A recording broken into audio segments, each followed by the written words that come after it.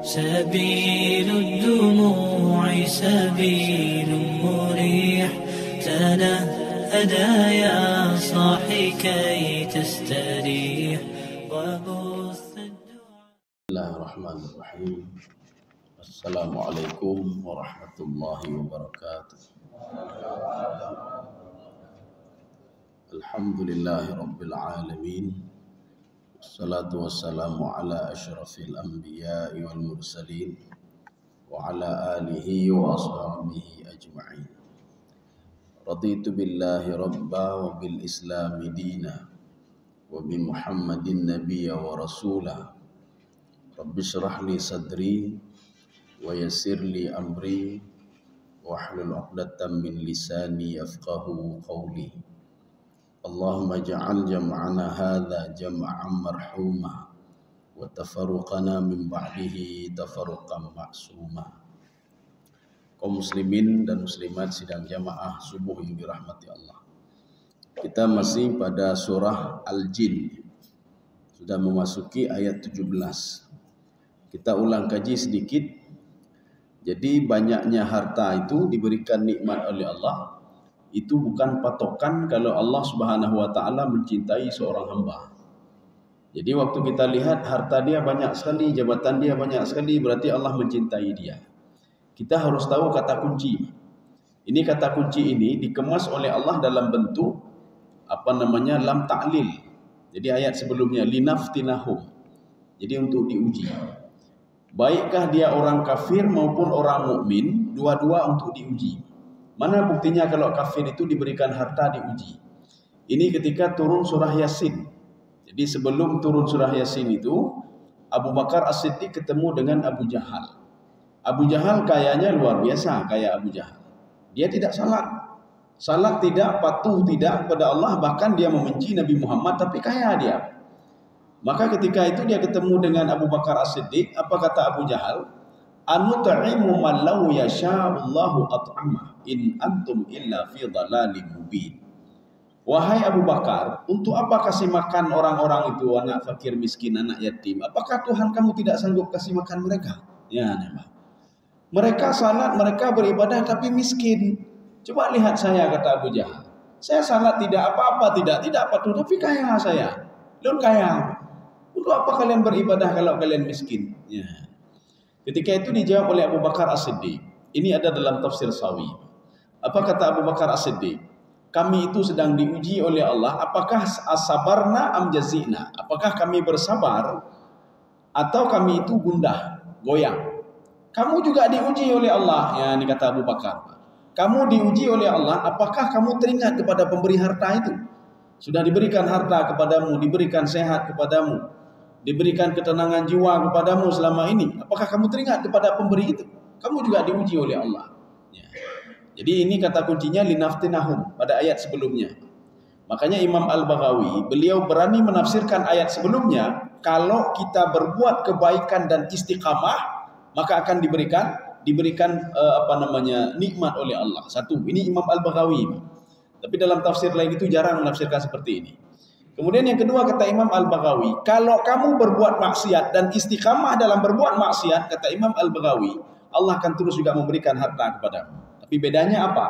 Yang pertama itu, pemberian harta itu atas dasar apa? Keberkahan, karena dia patuh dan taat kepada Allah. Yang kedua, pemberian harta itu untuk apa? Istidraj, untuk istidraj dia. Jadi untuk mengazab dia di dunia dan di akhirat. Harta diberikan juga.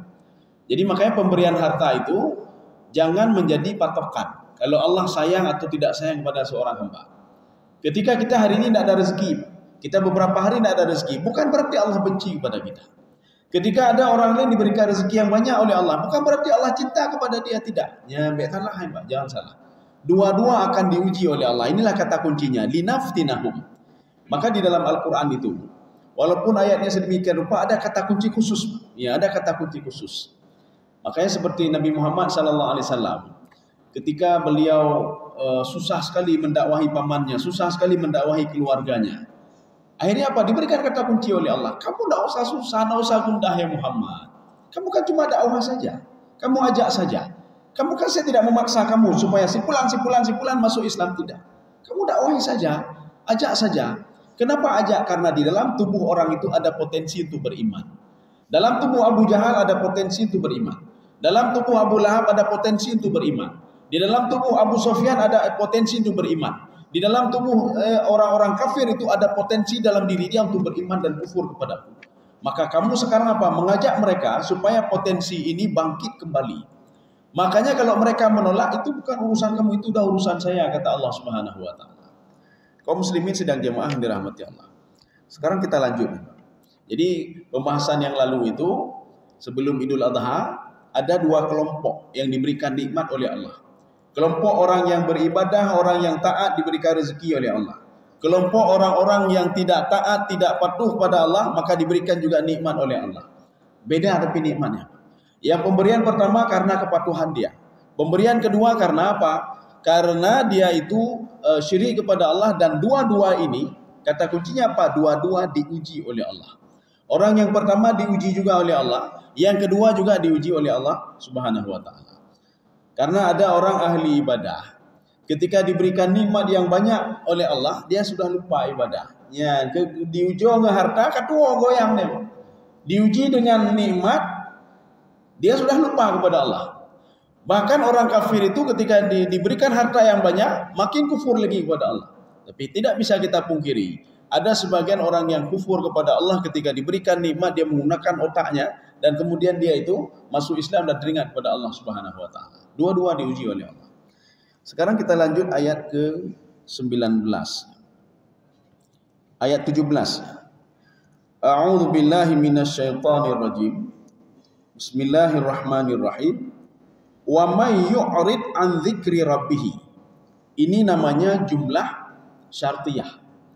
Kalau kamu lakukan ini, nanti hasilnya begini. Ya, nih. Tadi kan sudah saya berikan nikmat, kata Allah. Orang kafir pun saya berikan nikmat. Orang salat pun saya berikan nikmat. Dua-dua saya berikan nikmat. Tetapi kata Allah, ini diberikan jumlah syartiyah, jumlah syarat. Jumlah syartiyah ini berlaku apabila seorang melakukan hal itu. Kalau tidak dia lakukan, maka tidak akan dia ketemukan. Mana contoh? Kita ngomong kepada bawahan kita. Kalau nanti kamu kerjanya lembur, gaji saya lipat gandakan. Ya, saya tambah gajimu. Tapi kalau tidak lembur, tidak saya tambah gajimu. Ya, ini kan syarat namanya. Kalau dia mau lakukan ini, maka gajinya double. Kalau tidak mau, gajinya tidak double. Ya, ini begitu juga. Jumlah syartiyah itu bisa saja di Al-Quran dengan man. Ya, bisa saja dengan in. Ini artinya apa? Kalau kamu buat ini, maka hasilnya begini. Maka Allah katakan, wa may yu'rid an dzikri rabbih. Yu'rid ini berpaling. Yu'rid itu jauh. Barang siapa yang berpaling, barang siapa yang jauh dari apa? An dzikri rabbih. Tafsiran yang pertama.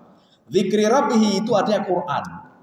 Orang yang jauh dari Al-Quran, orang yang tidak membaca Al-Quran, tidak menelaah Al-Quran, tidak mentadabbur Al-Quran, hasilnya begini nanti kata Allah. Ya, ini tafsiran pertama. Tafsiran yang kedua, wa man yu'rid an dzikri rabbih. Kita mengambil tafsir Imam Tantawi, tafsir Al-Wasit. Apa kata beliau? Barang siapa yang tidak taat kepada Allah. Hana patuh. Ya, nama. Taat ada 3. Yang kedua, barang siapa yang tidak murakabah. Murakabah itu menjaga diri. Menjaga diri bagaimana? Dia tahu kalau setiap gerak-gerik dia terus dipantau oleh Allah melalui 2 malaikat, atau Allah sendiri yang memantau dia. Ini murakabah namanya. Jadi barang siapa yang tidak ada taat kepada Allah, barang siapa yang tidak ada sifat murakabah dalam jiwa dia, hana murakabah Pak, jauh aju dago, pubut aju maksud, pubut aju nyawa, pubut aju jim, tidak patuh, tidak taat. Sehingga dalam hidup dia akan menunggu mati saja. Maka pernah mati lagi apa? Kalau umur 60, setelah 60 tahun habis sana lep. Maka Allah mengatakan kepada Nabi Muhammad, hai Muhammad, kalau kamu tidak sanggup mendakwahi dia, biarin saja dia mati juga nanti, kata Allah. Kullu nafsin dha'iqatul maut. Maka ketika kita kait-kaitkan apa makna kullu nafsin dha'iqatul maut dengan dakwah Rasulullah, Allah memberikan motivasi pada Muhammad, hai Muhammad, kenapa perleta aja klik-klik tu berbiraya. Kalau nak mau dengar dia sudah, biarin saja dia. Kekuasaan dia cuma sebentar saja. Hebat dia cuma sebentar saja. Habis itu habis. As bin Ma'il begitu hebatnya dia. Habis juga. Abu Jahal habis cid. Abu Lahab habis cid. Artinya ada batas waktunya. Jadi makanya murakabah. Waman yu'rid an dzikri rabbih. Barang siapa tidak ada sifat murakabah dalam jiwa dia. Jadi murakabah itu dari keluar rumah kita kan sudah tawakal kepada Allah. Bismillah tawakkaltu 'ala Allah. Kita tahu Allah itu melihat kita, Allah memantau kita, rezeki begitu juga. Ya. Apapun yang terjadi pada diri kita ini, artinya semua dalam pantauan Allah Subhanahu wa taala. Bahkan bayi dalam kandungan kata Allah, faqadarna fa ni'mal qadirun. Saya sudah pantau itu semua, bagaimana makannya, nafasnya dan lain sebagainya. Secara logika coba kita lihat.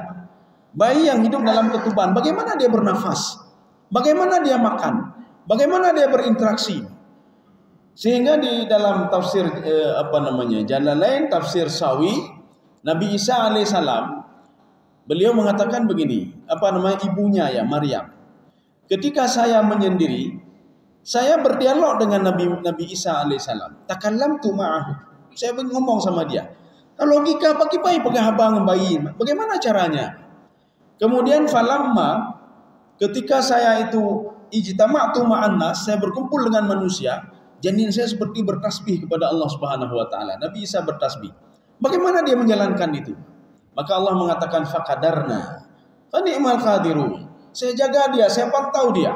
Bagaimana makannya, bagaimana kehidupannya, bagaimana dia bernafas, bagaimana lahirnya, itu urusan saya kata Allah. Nanti itu murakabah ini. Maka murakabah ini masuk ke dalam kajian tasawuf. Kajian tasawuf. Seorang itu ketika keluar rumah selalu dipantau oleh Allah. Ketika dia bekerja begitu juga. Maka tidak ada korupsi, tidak ada maksiat, tidak ada kegama, hana kegama, hana ya cemooh gom, hana ya pegang kegama macam-macam. Kenapa? Dia merasa terpantau. Seorang yang masuk ke mall, dia tidak mau buat macam-macam. Kenapa? CCTV banyak sekali CCTV. Maka apa? Dia merasa terpantau. Nyonya tertemucunya, apa ini? Dia mau penjara ni. Kai je ligau, kan dia ligau maknya. Dia merasa terpantau. Ini makna wa may yu'rid an dzikri rabbih. 2. Ini menurut tafsir Syekh Tantawi, tafsir Al-Wasit. Satu lagi kata beliau al-khasyah. Barang siapa yang tidak takut, ya, tidak takut ada di dunia ini. Barang siapa tidak taat, barang siapa tidak ada murakabah, barang siapa tidak takut sama Allah Subhanahu wa taala, orang seperti ini kata Allah, kalau tafsiran pertama tadi Al-Qur'an. Barang siapa yang jauh dari Al-Qur'an, satu saja, termasuk tafsir Jalalain, termasuk tafsir Sawi.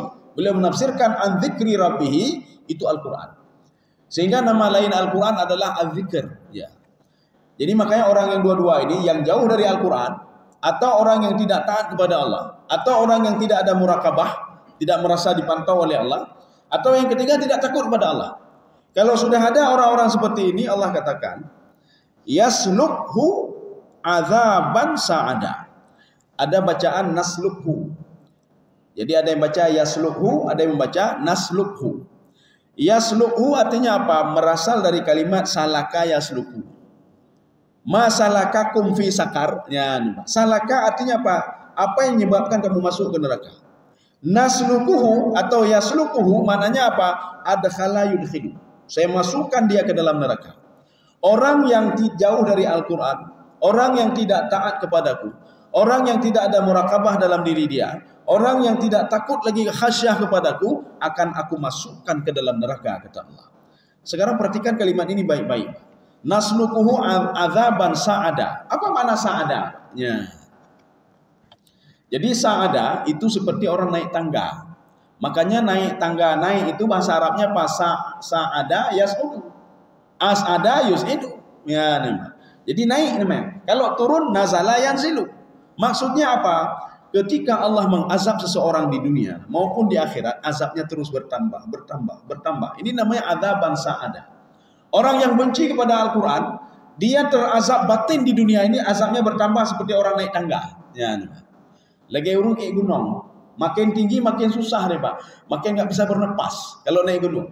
Naik tangga begitu juga. Makin tangganya makin tinggi, dia makin susah. Begitu juga kehidupan manusia. Dia jauh dari Al-Quran, dia tidak taat kepada Allah, dia tidak ada murakabah, dia tidak pernah takut kepada Allah, maka diazab oleh Allah. Hari-hari dia penuh dengan ketakutan. Titi royo, yo, gundah tapi. Gebedah yo, gejakkan tu yo, mandu yo, Ini saya besok makan apa? Nanti anak saya kasih apa? Ya, Pak. Kehidupan anak saya bagaimana? Dia pikir aja banyak. Ini namanya penyakit hati, Pak. Dia tutah oleh Allah. Bukan karena jauh dengan Al-Quran. Karena dia tidak takut kepada Allah. Karena tidak ada murakabah dalam diri dia. Karena dia tidak taat kepada Allah. Coba dia taat kepada Allah. Akan saya berikan jalan, kata Allah. Maka Allah katakan dalam ayat lain, alladzina jahadu fina lanahdiyannahum subulana. Ini jumlah ingkariyah namanya. Ayat ini. Kenapa jumlah ingkariyah? Karena ada beberapa taukid di sini, lebih daripada satu taukid. Lebih daripada satu penguat. Allah mengatakan kalau ada orang dia ingin dekat denganku, kata Allah, gemurno cara temayang, gemurno but, gemurno bunaji, macam-macam gurno yang Pak untuk doa Allah. Orang ini akan saya bantu, kata Allah. Lana diatnahum subulana. Kehidupan dunia yang susah akan saya permudah dia, kata Allah Subhanahu wa taala.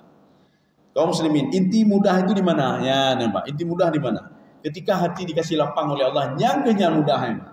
Karena banyak orang semua fasilitas ada tapi hati tidak lapang.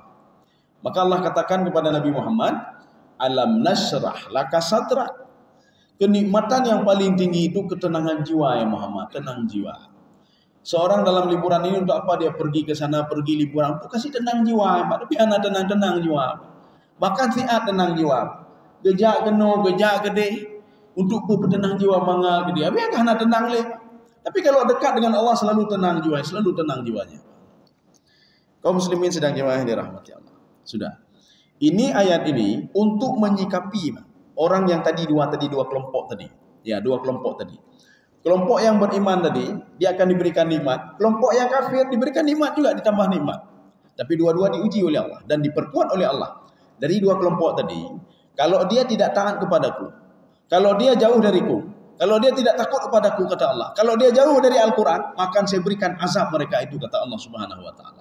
Azaban sa'ida. Apa namanya? Sa'ada. Sa'ada itu terus bertambah, terus bertambah.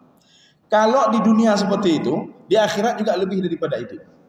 Makanya azab api neraka itu tidak pernah berkurang azabnya. Azabnya bertambah terus. Hari ini 10%, besok naik lagi 20%, naik lagi 100%, naik lagi 200%, naik lagi 300%. Tidak pernah azabnya turun. Terus naik, terus naik. Ini namanya azaban sa'ada. Kaum muslimin sedang jemaah yang dirahmati Allah. Ayat yang akan kita baca sekarang 19, 18 harus kita tahu dulu sebab turunnya baru kita baca ayat ini. Kalau kita langsung baca, ya. Coba saya ingin terjemahan dulu. Ada terjemahan, Pak. Ya, coba dibaca. 18 ya. 18. Dan sesungguhnya masjid-masjid itu adalah kepunyaan Allah. Maka janganlah kamu menyembah seseorang pun di dalamnya di samping menyembah Allah. Ini apa maksudnya? Semua orang tahu masjid ini punya Allah. Semua tahu masjid punya Allah. Ini apa? Kenapa ayatnya? Ada apa sebenarnya? Pada suatu hari jin, kelompok jin, itu ada yang mengatakan 12.000. Kalau kita lihat di dalam tafsir Ruhul Ma'ani yang dikarang oleh Imam Al-Alusi, apa kata beliau? Jin itu ketemu ya talaqan Nabi sitamarat. Ada 6 kali ketemu dengan Nabi. Ketemu terakhir itu digambarkan dalam tafsir itu ada 17,000, 17.000. Ada yang mengatakan 70,000.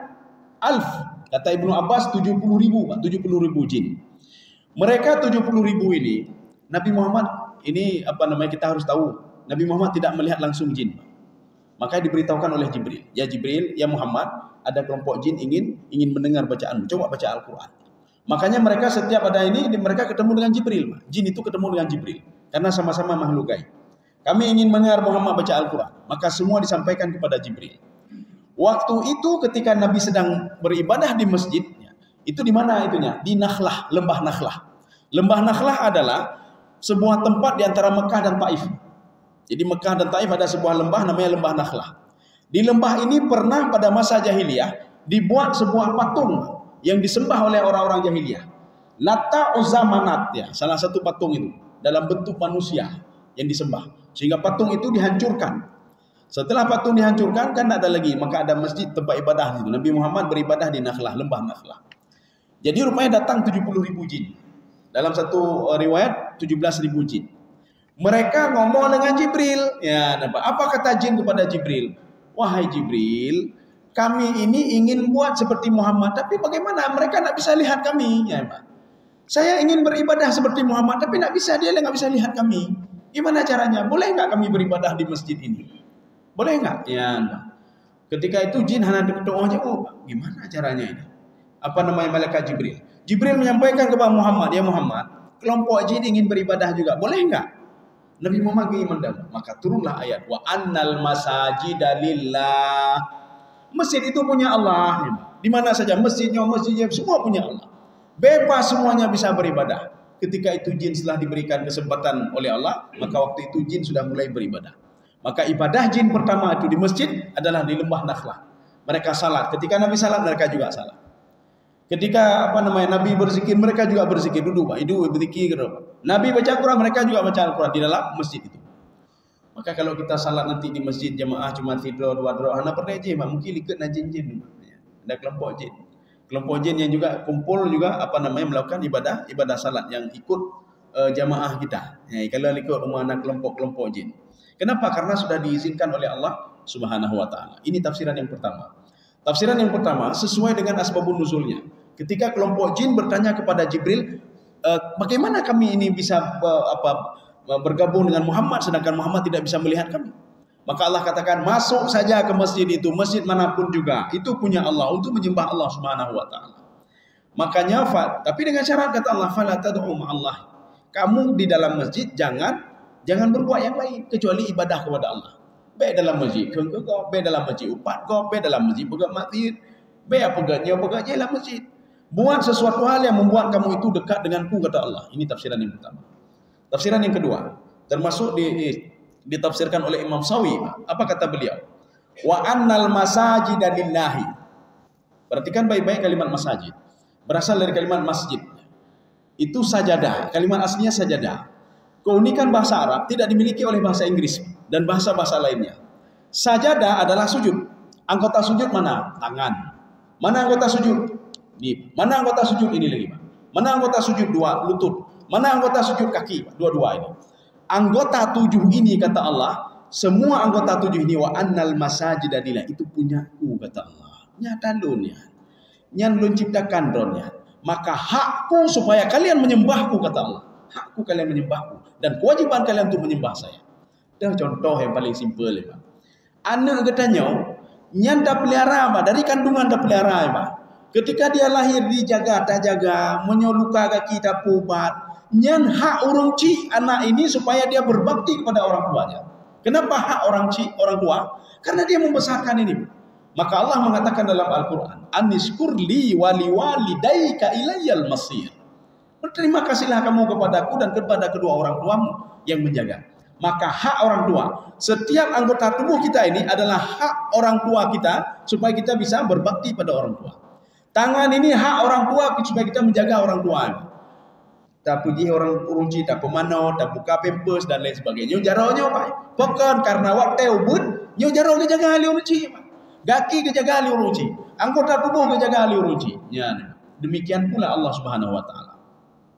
Ketika di dalam kandungan dibentuk oleh Allah Subhanahu wa taala ada tangan dan lain sebagainya. Kemudian ketika lahir dijaga juga oleh Allah, diberikan nikmat ini, nikmat itu, maka hak tangan ini untuk beribadah kepada Allah. Maka di dalam sebuah hadis qudsi di situ diungkapkan begini. Di setiap anggota tubuh ini ada hak Allah. Maka sebenarnya tangan ini dia ingin beribadah kepada Allah. Ini ingin beribadah kepada Allah. Tulang-tulang ingin beribadah dan sujud kepada Allah. Cuma getahnya hotel dapat ana beribadah. Padahal ini adalah hak Allah dan kewajiban kita sebagai makhluk untuk beribadah kepada Allah Subhanahu wa taala. Ini maksud wa annal masajidah. Maksud masajidah apa? Anggota tubuh ini, anggota tubuh adalah hak kewajiban kita untuk beribadah kepada Allah. Ya. Bukan berarti setelah kita beribadah sudah selesai nikmat, kabeh nikmat, tidak. Ini salah satu untuk bersyukur kepada Allah. Kageju jaro, kageju kaki, geju mendung-mendung. Rasa syukurnya bagaimana? Kita sujud, kita salat. Rasa syukurnya bagaimana? Kita bersedekah. Rasa syukurnya bagaimana? Kita membaca Al-Quran dan lain sebagainya. Rasa syukurnya bagaimana? Tak purnogok ngembabahnya. Rasa syukurnya bagaimana? Tak dengar yang get-get. Rasa syukurnya bagaimana? Tak jak pada pak get-get. Ini adalah hak Allah Subhanahu wa taala. Ini maksudnya wa annal masajida lillah. Anggota tubuh itu hak Allah. Kita salat itu adalah hak Allah maknya. Bukan karena kaki jaga gejo nikmat oleh Allah. Kan hak. Lagi anu dia. Drone tak pernah mana harus berbakti ba urun. Hai pakan berbakti sekalian. Hai kalau peraya, kalau petikula, kalau lonjoknya, lonjok mandum ya, Mbak. Hak lon kata orang cik mak paling enggak teringat undang ke lon kajut ya kata orang. Lu hendak lu lagi tepu-tepu. Saya tak minta apa-apa. Paling enggak kamu teringat saja kepada saya. Ne telefon lon, ne jak rumah, ne sawu lon, penemai saka, penemainya kamu sudah teringat kepadaku. Ya, ini seperti kita ini. Kita amal untuk kita salat sudah teringat kepada Allah. Bukan berarti salat itu sudah membalas semua nikmat yang diberikan, tidak. Kaum muslimin sedang jemaah yang dirahmati Allah. Makanya dengan syarat kata Allah, fala tad'u ma'allahi ahada. Makanya kalian itu, ya ini kalau tafsiran yang pertama, di dalam masjid jangan buat macam-macam kecuali semuanya orientasinya Allah. Tadunya penghambaannya tentang keimanan. Satu. Yang kedua, fala tad'u ma'allahi ahada. Jangan kalian sudah saya berikan berterima kasih pada orang lain. Jaro kalonjo tapi bukan terima kasih pada orang lain. Mata saya yang berikan kata Allah, kenapa terima kasih sama orang lain? Kaki juga sudah saya berikan kata Allah. Kalau nak percaya coba lihat dalam ilmu kedokteran bagaimana Allah Subhanahu wa taala dari setetes mani kemudian menjadi daging, darah, bercak-bercak darah, kemudian menjadi daging. Fakasawnal 'idhama lahma. Saya berikan tulang belulang kata Allah. Coba lihat bagaimana proses itu kata Allah Subhanahu wa taala. Ketika 4 bulan belum sempurna lagi kata Allah, saya tiupkan roh kata Allah Subhanahu wa taala. 4 bulan ya. 4 bulan baru dia ada. Kemudian dia berkembang kata Allah. Saya jaga dan saya pantau kata Allah Subhanahu wa taala. Kaum muslimin sedang jemaah yang dirahmati Allah. Oke, ini ada lanjut Mbak. Ya, ini yang sekarang kita baca ini itu muncul juga beberapa pemahaman penafsiran. Kita baca dulu. Wa annahu lamma qama Abdullah. Ya, coba dibaca terjemahannya. Dan bahwasanya tak kalah hamba Allah Muhammad berdiri menyembahnya atau mengerjakan ibadah, hampir saja jin-jin itu mendesak mengurumuninya. Iya. Ini kalau kita lihat ini Abdullah ini. Orang kafir biasa gunakan Abdullah. Abdullah hamba Allah. Kalau di dalam bahasa Ibrani itu berasal dari kalimat abara. Abara itu melalui. Maka mereka itu dipanggil dengan bahasa mereka, bahasa Ibrani. Dalam bahasa Ibrani itu kalimat Israel itu berasal dari kalimat Isra'iluhu. Isra itu apa? Isra itu hamba. Isra hamba, iluhu Allah, Tuhan. Isra'iluhu hamba Tuhan. Maka di dalam Injil itu disebutkan iluhu. Di dalam Taurat disebutkan iluhu. Maka Isra'iluhu itu hamba Tuhan. Maka nama hamba Tuhan itu biasa. Kalau ada orang-orang yang tidak menyembah Allah, orang musyrik, kalau dipanggil Abdullah itu biasa, Pak. Ya. Ini untuk sebagai doa.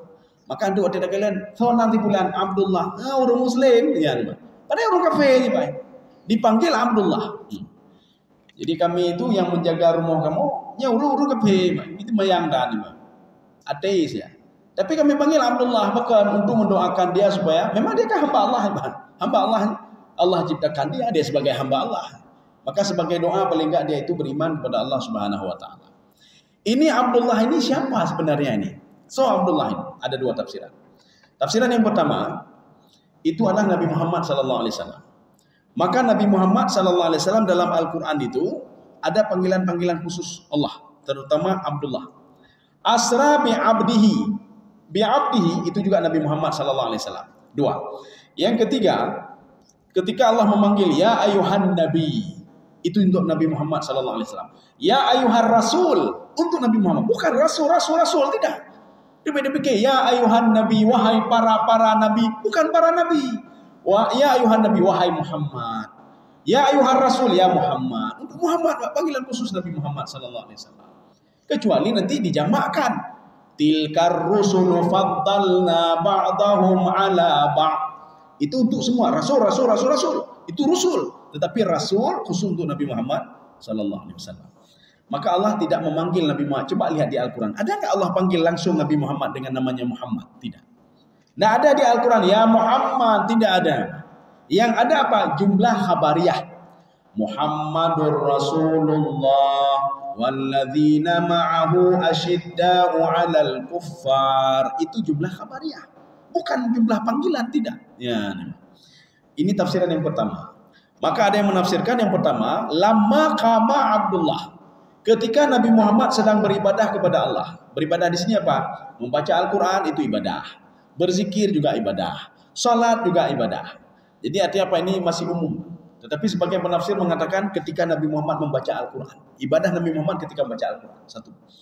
Yang kedua, ini ditafsirkan dengan apa? Lamma qama Abdullah. Dalam tafsir Ibnu Katsir, beliau mengatakan Abdullah ini kelompok jin. Ya, jin itu menamakan kaum-kaumnya dengan Abdullah. Ini hamba-hamba Allah ini. Lamma kama Abdullah yad'uhu. Kalau tadi yad'uhu tadi apa? Yad'uhu itu Nabi Muhammad menyembah Allah. Satu. Tafsiran yang kedua, kelompok jin itu yad'uhu mengajak Nabi Muhammad untuk dibaiat. Mereka mau dibaiat.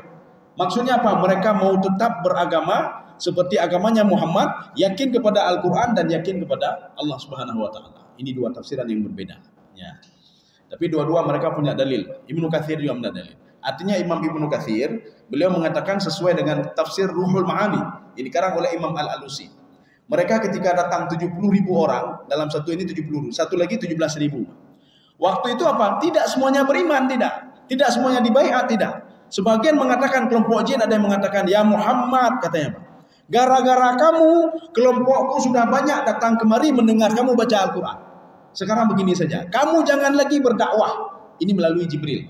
Kamu jangan lagi berdakwah. Kalau kamu tidak berdakwah, akan saya jamin hidupmu. Ya, saya jamin hidupmu. Saya jaga kamu. Maka di ayat lain dijawab oleh Allah Subhanahu Wa Taala, tidak ada yang bisa menjamin kehidupan seseorang itu. Tidak ada yang bisa seorang menyakiti orang lain tidak bisa tanpa izinku, kata Allah Subhanahu Wa Taala. Sehingga Nabi Muhammad menjawab, saya dijaga oleh Allah. Hana perlu pengawalan awak drone, tidak perlu penjagaan kalian. Saya terus berdakwah. Kalian mau buat apa macam-macam sama saya. Kalau tidak ada izin Allah tidak bisa. Ya. Kaum muslimin sidang jamaah yang dirahmati Allah. Nanti ini dua tafsiran. Tafsiran yang pertama, Nabi Muhammad sedang membaca Al-Quran, beliau sedang beribadah, atau beliau sedang salat dan lain sebagainya. Yang jelas di sini dikatakan sedang beribadah. Ibadah itu bisa baca Al-Quran, tetapi dalam tafsir Ruhul Ma'ani, beliau sedang baca Al-Quran. Ketika beliau sedang beribadah, sedang baca Al-Quran, kadu yakununa alaihi libada. Ya, kita sampai segitu saja. Libada ini apa maknanya? Libada itu makin berdesak-desakan. Mereka ramai-ramai mendengar Nabi Muhammad baca Al-Quran. Kalau tahap yang pertama itu di bawah 10 orang. Yang pertemuan pertama kan di bawah 10 orang. Ketika mereka itu diperintahkan oleh kelompok syaitan. Ini ada sesuatu hal di Mekah ini. Coba kamu pantau siapa dia. Siapa kok hebat sekali dia. Gara-gara dia langit pertama ditutup. Gara-gara dia ini kita bisa seperti ini. Coba kamu lihat siapa. Rupanya diperintahkanlah. Ada yang mengatakan jin itu jin Nawawi. Ada yang mengatakan jin Irak, ada yang mengatakan jin kelompok dari Yaman, Pak, jin Yaman. Terlepas dari jin Irak atau jin Yaman, artinya ada sekelompok jin di bawah 10 orang, di atas 4 ya, di atas 4 di bawah 10. Ini nama nafarun minal jinni. Mereka datang dan mendengar langsung Nabi Muhammad baca Al-Quran. Pada waktu itu semuanya ini mereka beriman. Dan mereka menceritakan pada kelompok jinnya. Akhirnya kelompok kedua datang lagi, Pak. Ketika Nabi Muhammad baca Al-Quran yang kedua kalinya. Yang ketiga datang lagi, yang keempat datang lagi. Sehingga datang sampai yang keenam kalinya. Ini maksud dengan libadah. Kadu yakununa alaihi libadah. Kalau kita tafsirkan tafsiran yang pertama, Nabi Muhammad ketika membaca Al-Quran, dia beribadah, ramai orang yang mendengar Nabi Muhammad baca Al-Quran dan beribadah. Tafsir pertama. Tafsir yang kedua, kalau Imam Ibnu Katsir menafsirkan Abdullah itu adalah kelompok jin datang berbondong-bondong, libadah, untuk apa? Mau dibaiat oleh Nabi Muhammad SAW. Artinya mereka itu ingin patuh dan taat kepada Allah, patuh dan taat kepada Al-Quran, dan patuh dan taat kepada Nabi Muhammad SAW melalui malaikat Jibril. Kenapa? Karena Jibril kan gaib, maka dia tahu apa yang dilakukan oleh kelompok jin. Maka Nabi Muhammad tahunya apa? Ketika diberitahukan oleh Jibril. Termasuk salah satunya ketika ada syaitan, sehingga namanya apa? Syaitan putih. Kalau kita melihat dalam tafsir disebutkan syaitan putih adalah syaitan yang berubah wujud menjadi Jibril, yang ingin mengelabui Nabi Muhammad SAW masalah turunnya ayat Al-Quran. Maka ketika syaitan ingin mengelabui Nabi Muhammad, ini namanya syaitan abiyad namanya, dalam tafsir itu syaitan abiyad. Waktu itu para malaikat mengatakan, ya Muhammad, malaikat hafadzah, nyankan Jibrilnya. Karena Jibril kan nanti kadang-kadang dia turun, kadang-kadang tidak turun. Ketika ayat Al-Quran turun, dia turun. Dalam waktu senggang ini, bahkan Jibril sampai 15 hari tidak turun-turun. Karena apa? Perintah Allah memerintahkan dia untuk tidak turun. Waktu itu dipergunakan kesempatan ini oleh syaitan. Dia turun dalam wujud Jibril. Nabi Muhammad tidak tahu. Kalau Nabi Muhammad tahu hal gaib, maka dia akan tahu drone setan, drone macam-macam. Tetapi apa? Malaikat hafadzah memberitahukan pada Muhammad, ya Muhammad, itu adalah setan abiyad. Yang berubah wujud menjadi Jibril. Dia bukan Jibril, biar dengar je. Ya. Kaum muslimin sedang jemaah yang dirahmati Allah, saya rasa cukup sekian. Ya. Mungkin kalau ada pertanyaan boleh satu saja.